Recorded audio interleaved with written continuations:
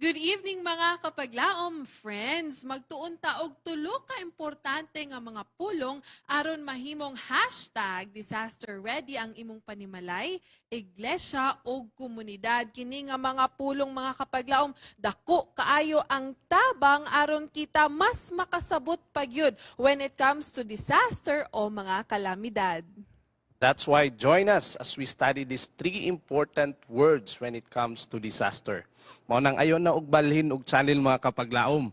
Imbitara na ang inyong mga higala ug atong tun-an ang maong mga words diri lang sa Adra TV.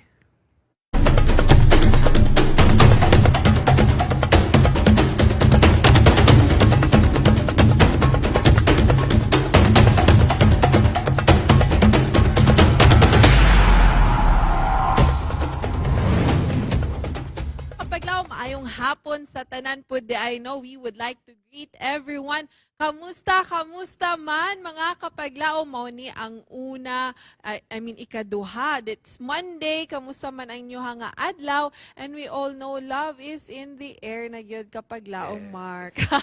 Ang uban excited nga February 14 ugma. Ang uban pod nagisgot nga unsa day na ugma. Bitaw mga kapaglaom, we would like to welcome everybody sa atong programa diri sa Adra TV. Mao niya ang programa in partnership sa Adventist Development and Relief Agency o ADRA og sa Hope Channel South Philippines na magahatag ug magahatod og mga impormasyon nga kinahanglan karon nga panahon. Mga kapaglaom, gusto nato i-greet ang atong mga viewers nagatanaw pinaagi sa atong television outlets. Una sa tanan, atong mga kapaglaom gatanaw pinaagi sa atong local antenna Channel 25, our Parasat Cable Channel 17, and nationwide pud ta karon mga kapaglaom, Luzon, Visayas, and Mindanao, pinaagi sa GSAT Cable Channel 37. Gusto mi magpasalamat in behalf of ADRA and Hope Channel nga inyo haming gipasulod sa inyohang mga panimalay aron nga daghan pagyud ta og panalangin nga makuha no pinaaging pud ani nga programa. And kauban gihapon nako si kapaglaom Carl Mark Morta. May hapon. Maayong hapon, Shan. Maayong hapon usab sa atong mga viewers diha sa Facebook ug sa YouTube. Unya, ayaw og kalimot mga higala sa pag-comment, no? Unya, pag-share sa atong episode sa karon nga kabiuna. Kay, unya, taod-taod, ato po nagbasahon ng inyong mga comments, mga kapaglaom. So, comments lang mo dira. Amo po ginapanimbaya ang mga pamilya, Morta, diha sa Leyte, o sa mga pamilya Pantilo, pamilya Kapilitan. Unya amo pod panimbaya sa mga kaubanan namo diya sa Adra Philippines sa Silang Cavite. Maayong hapon sa inyong tanan. Yes. So karong kagabi una siyan, ato raning dalikyatan og istorya katong nahitabong pag-adto nato sa Zamboanga Peninsula Mission. So katong naglabay nga weekend mga kapaglaom, dito mini kapaglaom siyan sa Zamboanga Peninsula Mission kay tungod giimbitaran kami sa Education Department no ni Sir Vic Palen para magkandak og psychological first aid. So thank you kayo Sir Palen sa maong invitasyon. Amo usab nakauban dito mga kapaglaom ang maong SSD Youth Director na si Pastor Ron Ginibago, ang atong SPUC Youth Director Pastor James Lee Lantaya, o ang Youth Director pod sa CPM, si Pastor Hamoy. Yes. Natay mga pictures actually, if we can show few of our pictures during that event po. Yes. No? And what did we do there kapaglaom, Mark? Ang ato gihimo dito mga kapag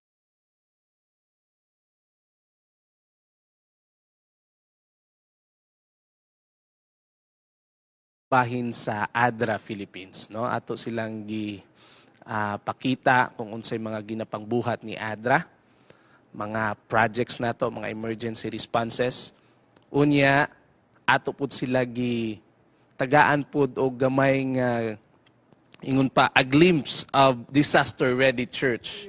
In which gamo pud na atong ginahimo diri sa atong studio sa pagkakaron, no? Nakauna sila. nakauna sila. Face to face. Nakauna sila og about sa disaster ready church nga perspective, no.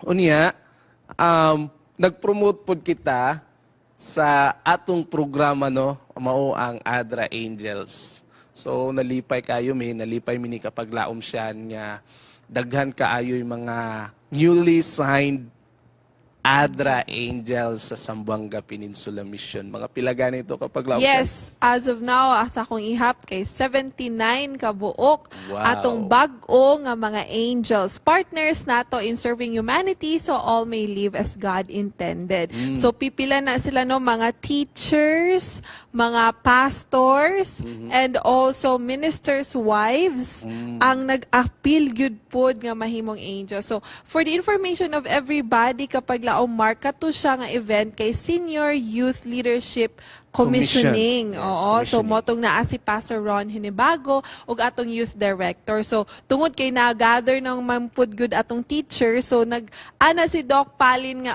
ihimuon na po nato ang psychological first aid training. So kita po nagpahigayon po ta og training tulo ka lektura mahitungod sa PFA. And nakabisita po ta di ay sa Philippine Advent College. College, O mo ning yes, kana nga picture picture. nila. O kato nga picture no nga grabe ka bongga. Daghan na Ang pa- din nilang estudyante, no? Yes, na-shock pod ko nga moabot og 5,000. 5,000, 5,000 ang ilahang mga estudyante nga Yes. ginaserbisyoan. So gusto nato i-greet ang ilang college president, ilahang mga teachers, dira ilahang mga estudyante sa Philippine Advent College nga makita sa sindangan. Pagsulod jud nato kapag laomag na shock gyud oy naipaparade. Naay banda.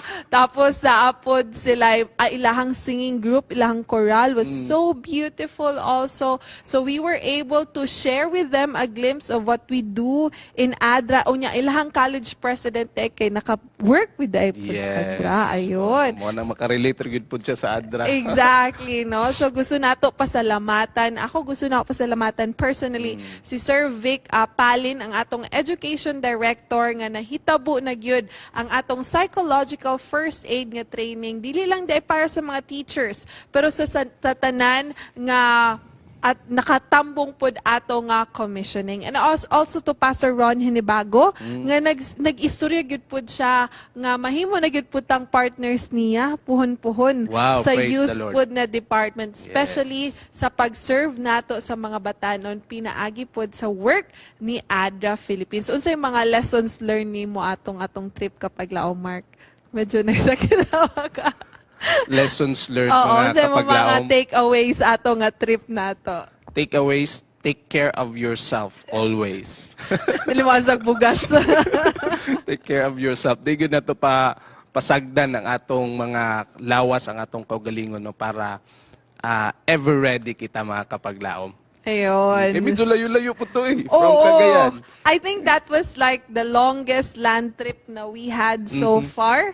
Murag ning dagan jud tong mga 9 hours to 10 hours. Kanya to patagsindangan. Kanya ato pag kato nga trip mga kapaglawom. Ang ako pong na lessons learned ato gyud kay beautiful gyud ang life when you have connections and Yes, friendships that's all true. over unexpectedly. When you have friends, when you find new friends di ay nga bisan tuog bag-o lang mo nag-ilahanay, nagkit-anay, pero pag naagali mo something in common kay mag-spark dayon diretso ang connection, sakto. which makes life very very beautiful. Ayon. So kana pud ako susunod.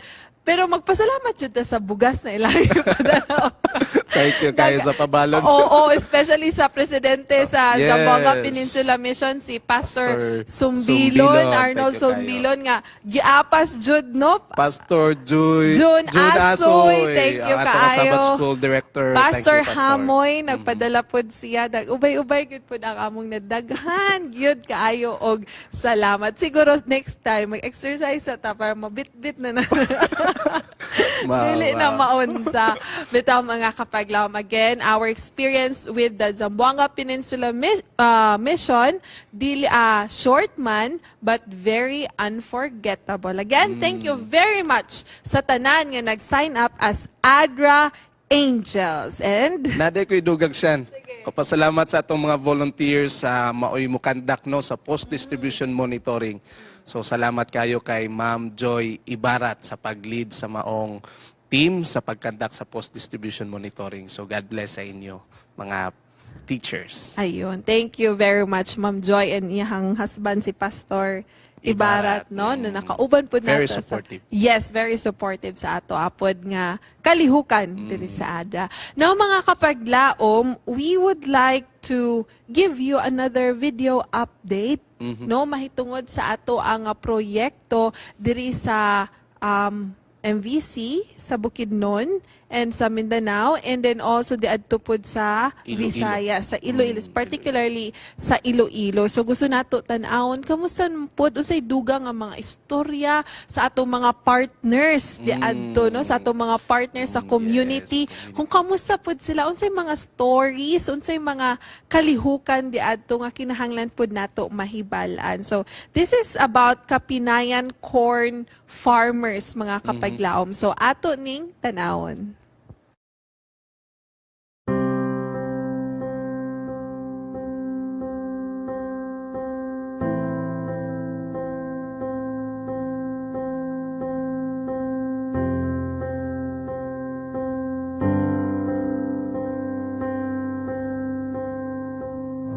Ang amon diri nga naging struggle diri sa bilang isa mangumuma sang mais kay tungod sa subong mahal ang abono kag mahal man ang binhi.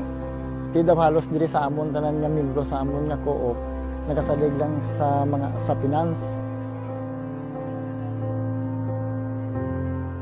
Ako si Ray Budigas, 58 years old.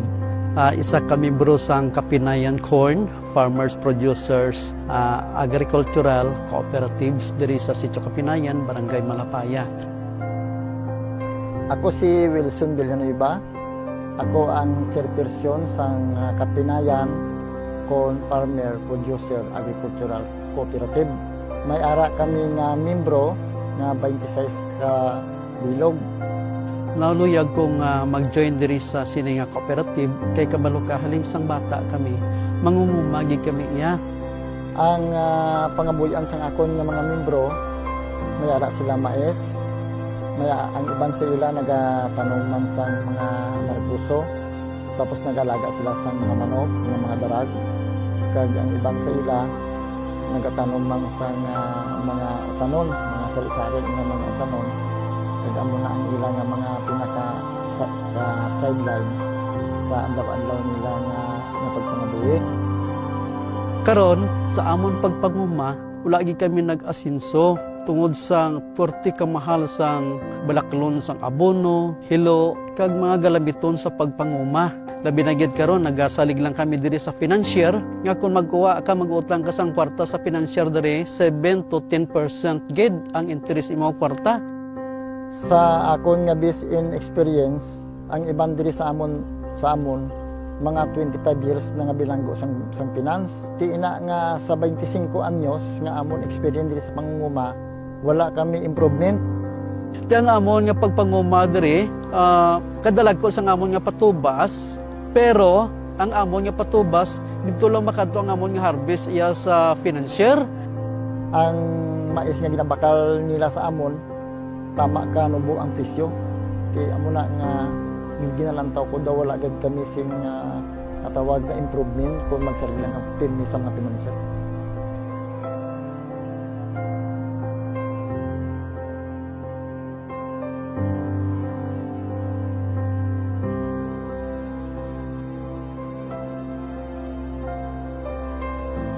Pero kung maka-join kami diri, ako diri sa cooperative, napananaw ko nga kung makautang si cooperative sa kay Adra kag kay kasama sa manubo nga interest sa 3%, sigurado nga ang amon harvest may ganansiyahon gid kami. Amo na ako nalantaw diri. Ang amon nga handom sa amon nga co-op, amon nga palangabuyan, hindi lang kami. Sa ulihing adlaw kung madula kami, ang amon mga kabataan ang masunod.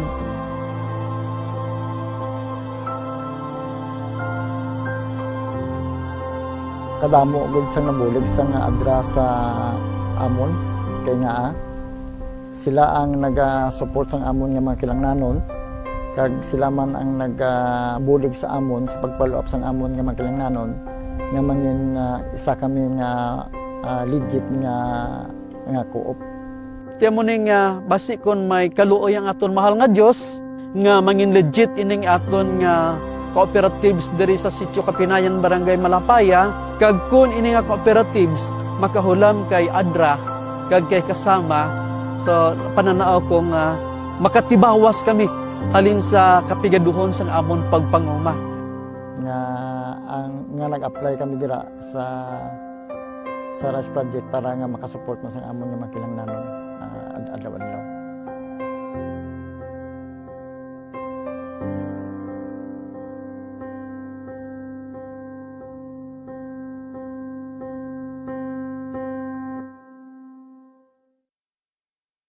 Laom ang video from RISE Project, no, Responsible Investment and Shared Empowerment. Moto ang Kapinaya Corn Farmers Association. So, murag kaila ko sa mga nangsulti ba? Elder Budigas, Elder Wilson, puro gito mga elders sa atong simbahan. Gabi good ang mga leaders na to, no? So, hello sa inyo, mayong hapon sa inyo dira sa Sara, Iloilo.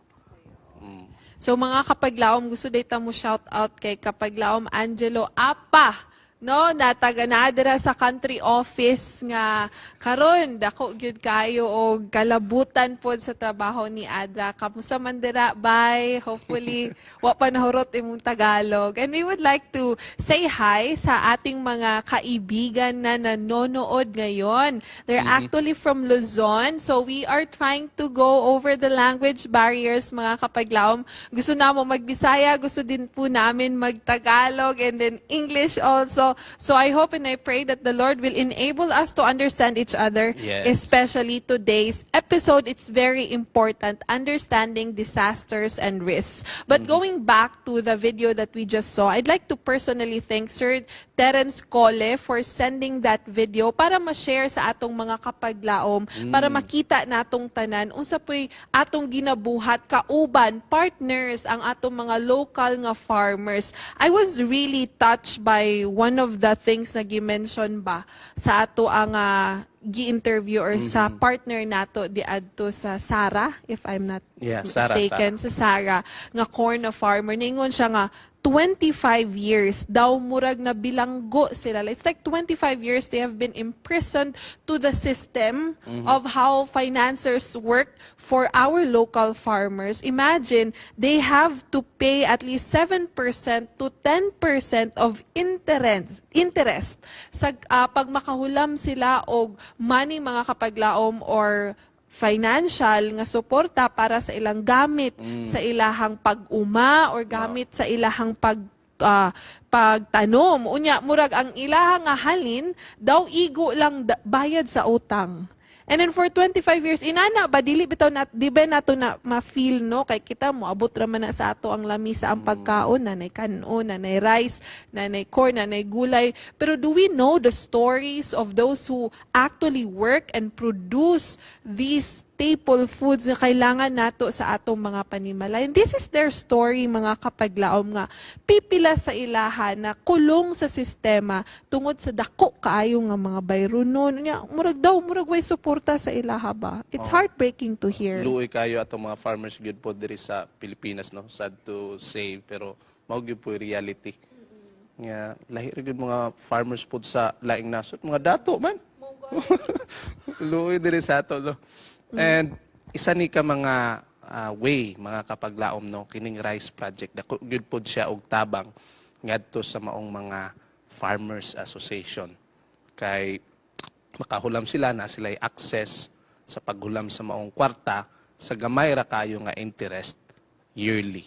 And this group siyan, kining Kapinayan. Isa ni ka mga example nato nga masulti kung din gi-assist gyud siya ni Adra from association to maging cooperative na sila. So parang restro sila sa Cooperative Development Authority. So meaning kanang ma-enjoy gyud sa mong grupo ang mga trainings nga ilang i-undergo, mga leadership trainings, kung sa mga libro na pa na sila yung mga basic accounting, yung mga training. So ma-enjoy gyud nila, ma-assist sila ni Adra Rice Project ani until nga ma-register gyud sila pagka CDA. Yes, and I believe this is one thing that I'm so like looking forward ba, and bisag now that they're not yet hindi pa kasi sila totally a cooperative, but they're an organization already, and ADRA is helping them to be an actual cooperative. Our farmers, our local producers deserve to be happy, deserve rest. They deserve the things that they should have. I mean, it's really hard work being under the sun. Imagine if wala sila. Unsa man pud ato mga itsura ani karon. We should be the one, diri na pud ako nakita no, sa una sige ko kadungog sa rice. Pero karon na hearing the partners nato nga ilahang mga stories, the last episode, this episode, it's growing in me na, and I hope sa atong mga viewers, atong mga kapaglaom mga gatan-aw karon, makita pud nato ni nga perspective ba kapaglaom, Mark, nga kinahanglan pud ta di ay mo suporta sa atong local producers and local farmers aron sila pud makatilaw pud sila og kalipay, kahayahay, daw dili man jud dato gyud no, kay kita naman siguro gahandom jud na mahimong dato, pero makatilaw gyud or maka-experience jud sila nga plaster pud sila ba, nga Yes, i-plaster that's pud sila. So mo nang ato gyud ning tabangan, ato pud ning iampo ang Rice Project. So shout out day sa mga staff ani no, headed by their project manager Sir Jeramil Lapad, and sa staff diya sa Iloilo. Kaya ang video gikan man sa Iloilo. So shout out ila Dayna Gumban and La Arnie Kanya. I know you are watching. Good evening, good afternoon sa inyo tira sa Iloilo. Yes, tulungan po natin ating mga farmers, local producers na i-end na ang pagkabilanggo by these financial, I don't know, perpetuators that puts a heavy toll sa ginagawa po na or everyday or daily basis. So let us pray for them, mga kapab. Let's be part of them actually. If you'd like to be an ADRA angel and then be able to support also and see this cause and be our partners there sa Adra TV, we'll share it to you later unsaon, mga kapaglaom. Pero karon kapaglaom, Mark, episode 3 na ta. Yes. Diba? Episode 1, na-meet nato nga to ang country director na bago nga grabe gyud ang passion for emergency response. Yes. Na siya pod ang nag-initiate sa #DisasterReadyChurch. Last episode, atong gihisgutan ang Together with Pastor PUC Dan, President. yes, Pastor Danielo Palomares, unsa ka importante ang partnership sa church og ni Adra so that we'll all be #DisasterReady. But for this episode, kapaglaong Mark, For this episode, tonight, kapaglaom, we will discuss the 3 most important words when it comes to disaster. So mo na nga, ato ning tan-awon ang maong video, mga kapaglaom, no? Ang maong discussion kung unsa ning 3 words nga ginahisgutan namo ni kapaglaom siyan. Unya, ato gyud i-take note, mga kapaglaom. Take note nato para dili nato makalimtan kining 3 words, then ato gyud siyang masabtan. Then send your comments, no? Send your comments, inyong mga reactions diha sa ato nga Facebook page, kay amo na siyang i-monitor niya pagabasahon dugay-dugay. Ato ning tanawon. Maayong hapon once again, mga kapaglaom og aniya na usab kita sa ato ang diskusyon mahitungod sa #DisasterReadyChurch, #ReadyWithAdra, Adra Angels, mga kapaglaom. Gusto nato abi-abihon ang tanan nagapaminaw karon, hilabi na ang ato ang mga iglesia nga namina, ang ato ang mga representatives from different churches, og aduna po tay special nga shout out para sa atong mga batanon, atong youth nga naminaw karon. Welcome sa inyo nga tanan, mga kapaglaom. Usa sa pinaka-importante no nahisgutan nato ni agi nga si Mana, ana si Pastor Dan Palomares, ang presidente sa SPUC, South Philippine Union Conference, nga kinahanglan kita disaster ready. Ug usag yun ana mga kapaglaom nga dako og kontribusyon atong mahisgutan ang pipila ka mga konsepto nga kinahanglan pud nato masabtan para gyud mahimong #disaster ready church mga kapaglaom mo nang karon nga panahon sa ato ang episode aduna tay hisgutan. Og kauban nato mao ang Adra Philippine Social Worker si kapaglaom Shaina Enomar. Maayong hapon Shaina. Mayong hapon siyan. Ug mayong hapon sad sa atong mga viewers diha sa television, Facebook and YouTube. Ug maayong hapon sa diha sa akong pamilya sa Ozami City ug sa akong mga kaubanan sa Adra na nahimutang sa Silang Cavite. Yes, welcome Shaina diri sa Hope Channel South Philippines. Today mga kapaglaom, we will focus on 3 words. Tulo lang? Tulo Ay lang. grabe, tulo lang. Para nice ba maintindihan dayon no? Kanang ma-remember gyud po dayon nato. 3 words mga kapaglaom. Okay? So, remember these words and you can repeat after me, no? Okay, let's start, no? Una, hazard. Okay, mo repeat ta Shaina. Hazard. Okay. Ikaduha, mga kapaglaom, vulnerability. Okay, vulnerability. Okay.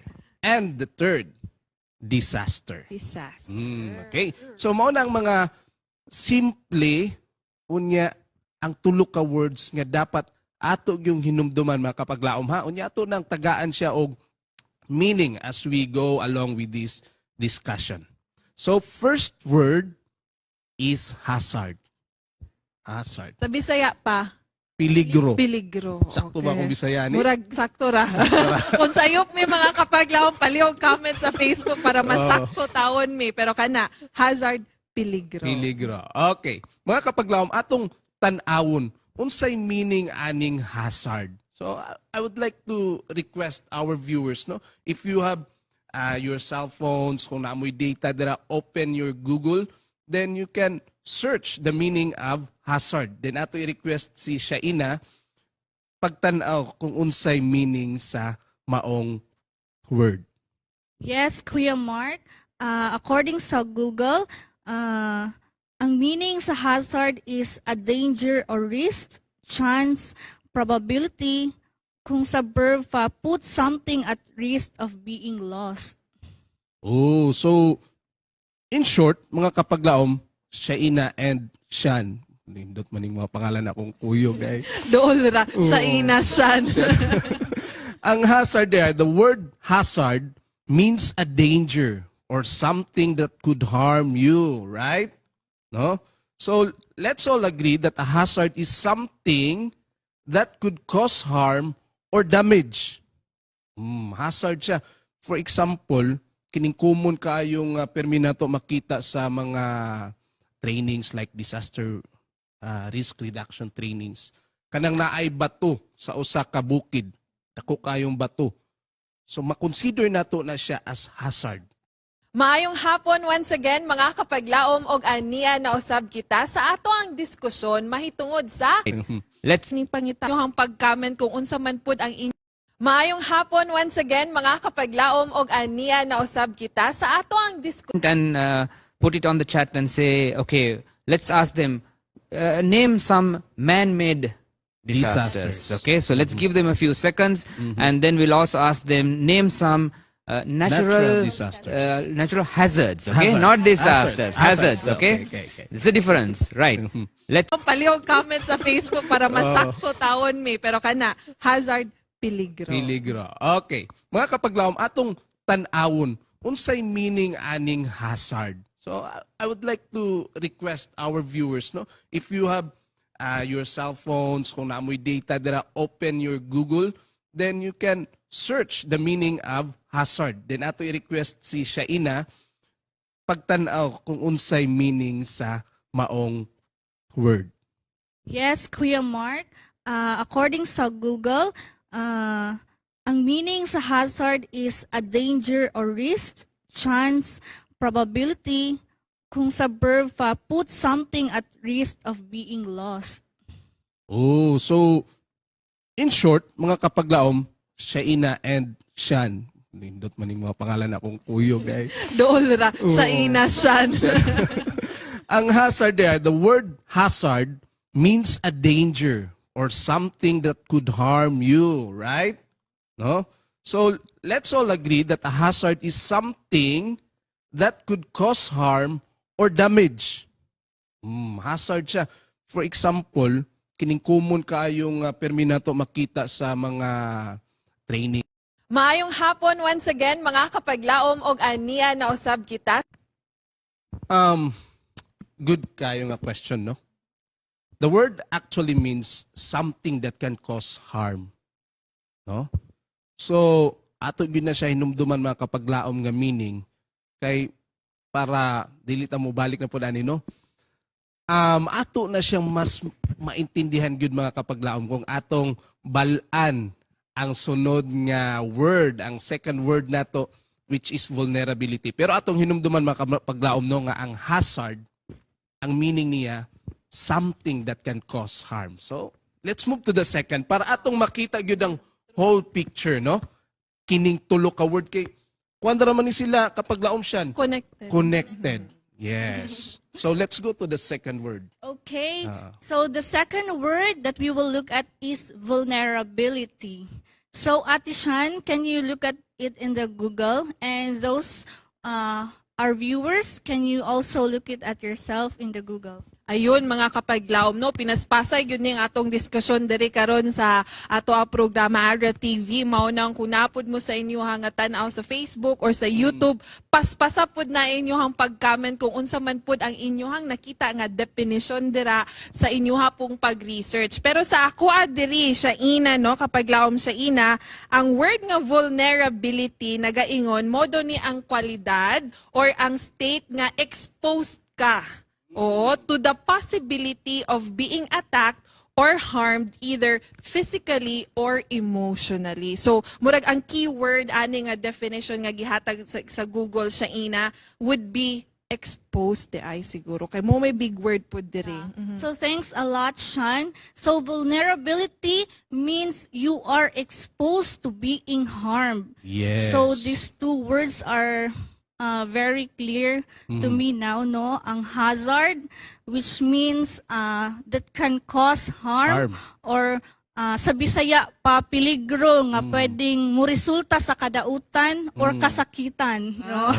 And then ang vulnerability is you are exposed to harm or duol ka or nag-atubang ka sa posibleng nga peligro. Yes, kung atong balikan ang picture, nga atong Sige, gi-flash ba, katong bukid nga na ay bato. As mentioned ganina, ang bato or the rock, mo na siya ang hazard. Unya, kung nagbalay ka diri sa ubos, Duol ra ka sa bato. duol ra ka sa bato, vulnerable kayo ka. Oh. So, sabtan gyud siya. Sa atong mga kapaglaom, ang ikatulo nga word, bali mo na ni siya ang muresulta pod. No, connected man ang hazard, vulnerability. Kung napay equation sa math, nagaingon nga kung naay hazard plus vulnerable ka or exposed ka or duol ka ana nga hazard, kay ang hazard itself mga kapaglaom, naay posibilidad nga makakause og harm. Pero kung layo ka, naay bato dako dira, layo man pud ka, or for example kung maglakaw si siya ina unya pagkahuman gahil siya or wala na ay walay basa ang salog, pero dili ka moagi dira, hazardous to siya kay basa man ang salog, no, pero dili ra maunsa si siya ina kay dili man siya moagi dito, pero kung dito po siya moagi, vulnerable na si siya ina kay ngano exposed naman siya mga kapaglaom. So ang kombinasyon sa imuhang hazard dira tas dungagan pagyud nimo imong exposure kay vulnerable ka ana mga kapaglaom, mo resulta gyud siya og harm. Mo na ang ikatulo nato nga word mga kapaglaom, harm or disaster. Or na ay kadautan na, sakit na nama, imuha na yung ma-experiensyahan. Mo na ang tulo ka words mga kapaglaom nga, sayon ra kayo hinumdumon, no? Ato pa ning pangitaon og translation, pero as of now, ang English sa gyud ang ato ang gamiton.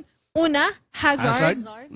Plus vulnerability, can be equals to harm or disaster. Ayun. Sa ato mga kapaglaom, nganong gihisgutan pud nato ni kay gusto nato ni masabtan sa humanitarian nga konteksto mo nang atong ginaimbitaran si Sir Prabuk karon na pod nga kahaponon kay gusto pud nato masabtan nganong kailangan man nato masabtan ang hazard, ang vulnerability, disaster, unsa may konteksto ani ug nganong man pod nga kani siya makadugang sa ato ang pagka-hashtag disaster ready church. Sir Pabuk, once again, welcome to the program. Very much for having me, and I was sitting over there listening to you, and I think the words are now clearer to me as well. So 3 words, right? Even though we speak Bisaya. Yes. Exactly. So now everybody knows that I know this language as well, so very good. So I think you wanted me to expand a little bit about this in the humanitarian context, right? In the emergency context. Okay. So the first word was, who can remind me about? Hazard. Okay. So hazard is something that can cause harm.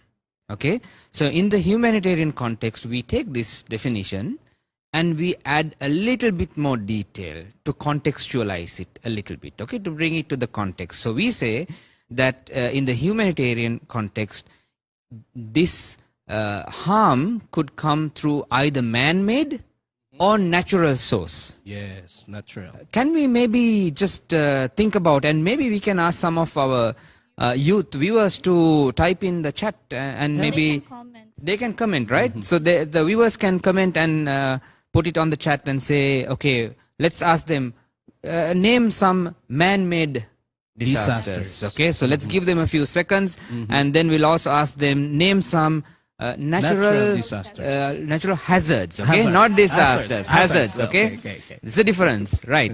Let's while we monitor the chat, maybe we can also discuss about it. Does any one of you know man-made hazard?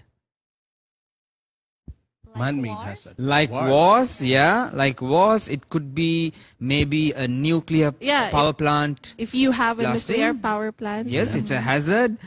So, things like this that is initiated by humans. Okay. And of course, natural. I think being in the Philippines, you can mention a lot of natural hazards. Okay. Yeah. So many. So I think let's monitor the chat and let's pick it out now.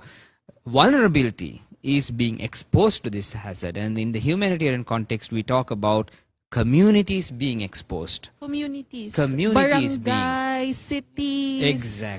Exactly. Schools, churches, communities around churches. Okay, right. So this brings us to the word disaster. So then based on that, Mark, can you tell us the definition of disaster now in the emergency context?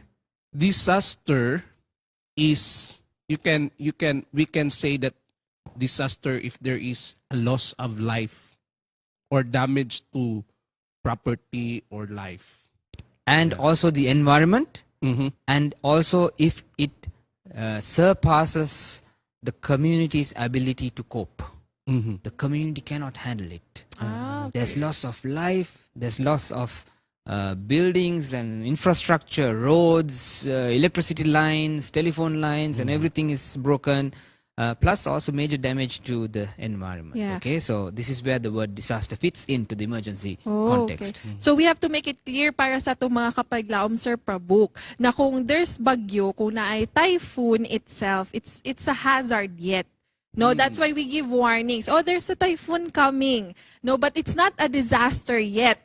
Yes. Because wala pa man siya ning abot, wala pa man ta nasakitan, wala pa may naapektuhan, wala pa may mga panginabuhi nga apektuhan, mga kinabuhi nga gikuha, mga kapaglawom. So hazard pa siya. Pero kung kana nga typhoon muigo na, nanay mamatay, nanay mawad-an, nanay maguba, or dili na nato kaya sa atong syudad, sa atong komunidad, musulod na dayon ang definition sa disaster. So dapat klaro di ay ning tulo ka words, Sir Prabuk. It should be clear to us what the hazard is, vulnerability, and of course, disaster. Just 3 words. Okay.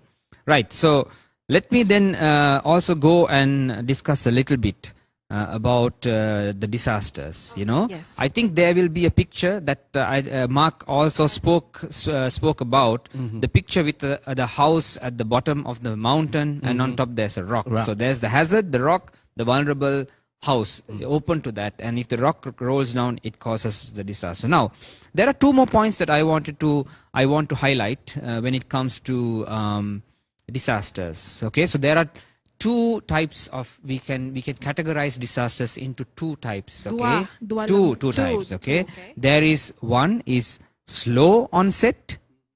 Okay, remember the word slow onset, and maybe some of our youth can type it on the chat. Slow onset, and then rapid onset. Okay, So what's the difference? so big difference. So there are some disasters that take time to develop, like droughts.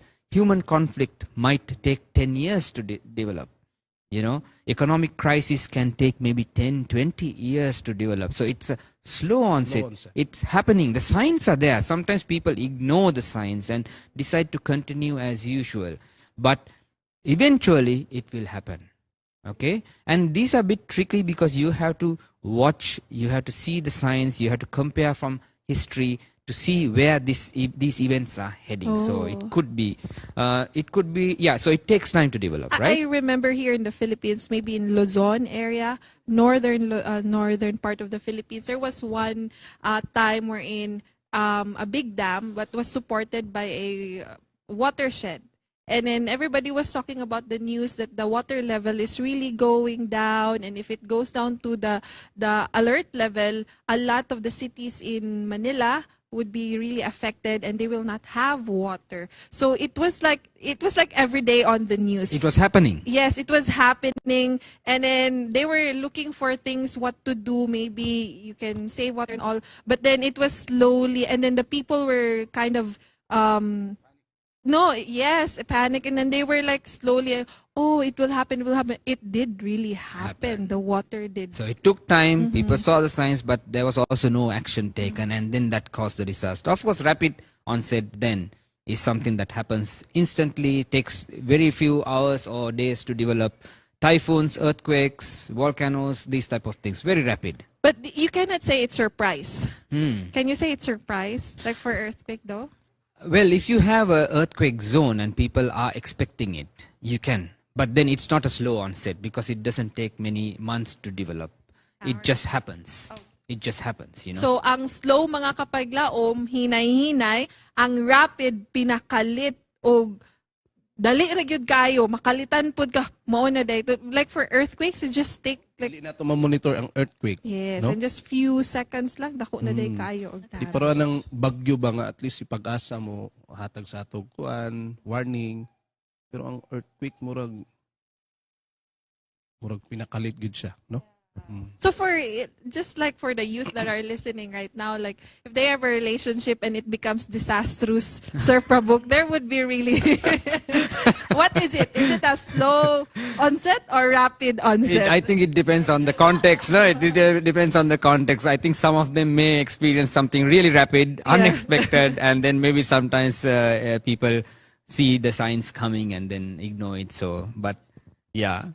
It can interesting be that you slow. bring out that For the young example. people to make it more clear. I hope now the youth get it. So one more point to make about disasters. All disasters don't have the same impact. Some disasters might affect one or two households, and then other disasters might affect thousands of people, right? So there is every organization that responds has a different way of classifying these disasters, to say this is a smaller scale disaster and this is a larger scale. So rather than using maybe very broad terms like small and large or big, they have a very specific way of classifying. Adra has a way of classifying, and we classify the disaster based on its impact, and we call it category 1, category 2, category 3 and category 4. Now, we will not get into the specific details on these classifications now, but when we come to the churches, we could discuss them, right? Yes. Okay. Yes, because we're inviting, we'll be Yeah. we'll be going to churches Yes. and help them be disaster ready. Exactly. And then to gyud mga kapaglawom ato gyud nang hisgutan more deeply Palamlan yun din nato Oo, dito sa kanang discussion. category 1, 2, 3, and 4. So the 4 would be like the worst of it. 4 is like, it was added recently after COVID, very recently. In 2020, we added it because that is to signify a disaster at the global scale, like COVID. Okay? But category 1 would be something small that sometimes the community can handle. But based on this categorization or classification, ADRA and many other organizations would decide how much of funds to allocate, how much of effort to put That was in. my question. Why is it important para for the information of atong mga kapaglaom, churches that are listening right now, why is it important for ADRA to have categories also? Yeah. There are some instances where if it's a category 1, the community might be able to handle it by themselves. So we might not need to even respond. Okay? Which brings us, I think, to the point of the disaster-ready church. Mao day na mga kapaglaom nga gusto ta nga mahimong disaster ready ang church kay tungod sa category sa mga disaster dako kayog posibilidad nga ang church itself they can respond and they'd be able to serve the communities there no and mapakita ang gugma sa Ginoo. Mapakita ang pagserbisyo sa uban hilabi na sa panahon sa panginahanglan. Mao day nang inana kadako ang husgutanan mahitungod pod aning category 1, 2, 3, and 4. But Sir Prabuk, we learned 3 words. What are the 3 words that we learned today, mga kapaglaom? Hazard, vulnerability, and disaster. So that's the 3 words mga kapaglaom nga natun-ano niya. Murag makita na gyud nato ang picture kay kailangan visual po ta ato po nang ipakita sa inyo. But my question Sir Prabuk, we're launching disaster ready church. Why is this very important para sa atong mga church communities to know about the disasters? definition and the disasters. Yeah. So it's very important to learn about this definition, and it's not, we don't have enough of time to actually cover this, within this episode. But you can play around with this definition, this formula. So we cannot actually change the hazard in most cases. Oh. Yeah, because it is especially if Life it is is natural. Yeah. However, we can play around a little bit with the vulnerability component, our exposure, and then we might be able to avoid a disaster. Now, with this series, we are talking about responding to disasters. But in an ideal case scenario, we should be able to avoid a disaster, right? So when we go to the churches, we can look at this formula a little bit more, look at how we can strengthen the capacity of the community to be less vulnerable as well.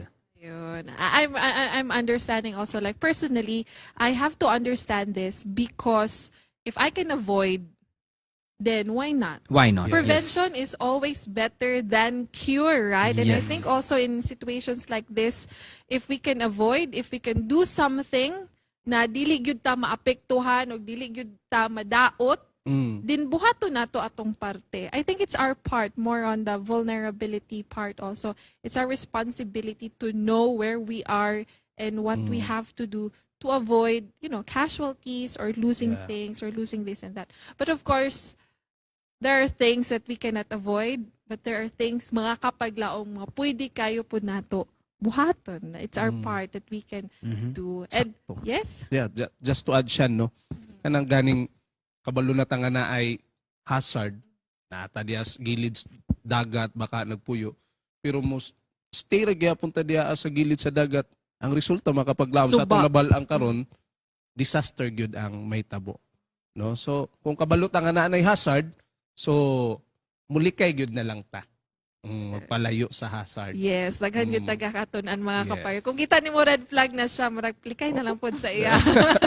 Shaina. So ako pong nahuna-hunaan no nga kung mangita day ta og place or mopalit ta og land no nga tukuranan og balay. So kinahanglan pud day nato i-secure or i-check nato atong palibot kung duol ba siya sa mga hazard kay posible nga mahimo kita mga vulnerable ani na mga hazard no ug kung dito gyud ta mapuyo kanang maapektuhan gyud ta kung moabot ang mga disaster. So kung makalikay ta or makakita taglaing place nga mas safe atong family, and then dili ta mawalan sa atong mga panimalay, mas pilion gyud nato tong Yeah, and smart living.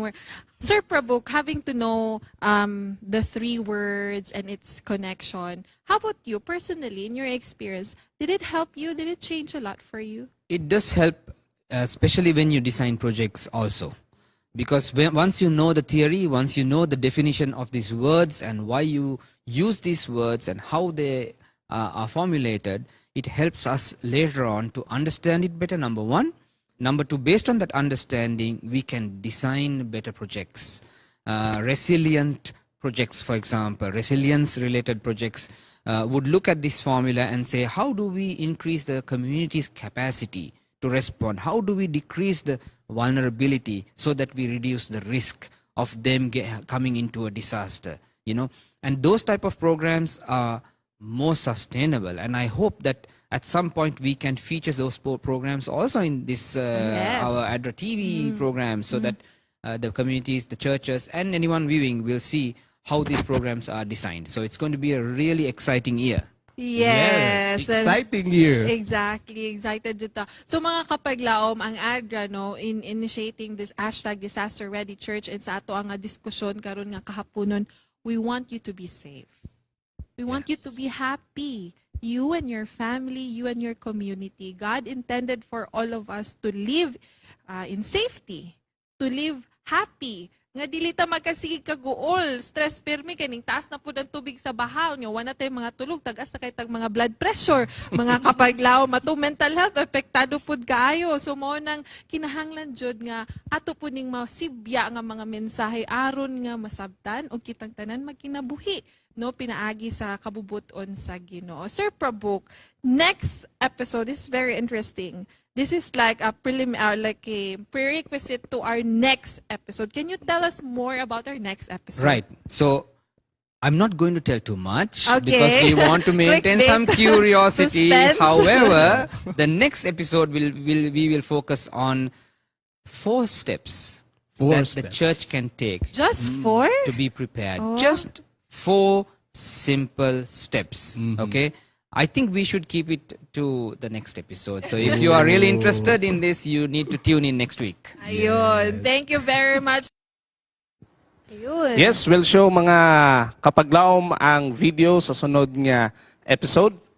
So, ako day basahon ang mga comments kapaglaom Yes, siya. sa Ubay-ubay Facebook. atong mga comments diri sa Adra Philippines Facebook page. Ingon ni naminaw yun si Victoria Navarro. Hi, No? Ma'am Vicky. Hello, ma'am.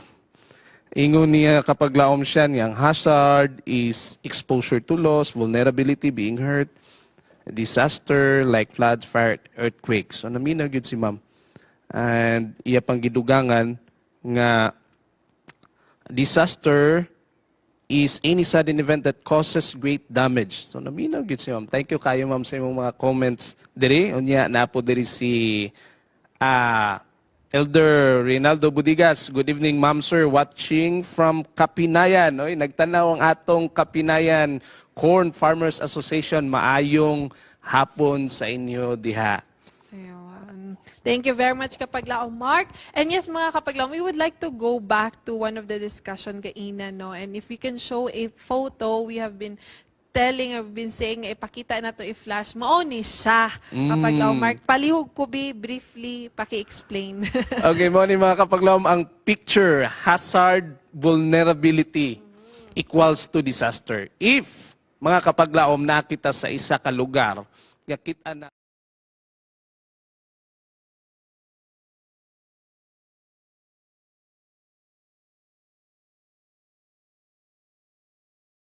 mga hazard, mga kapaglaom. Even diha sa atong balay,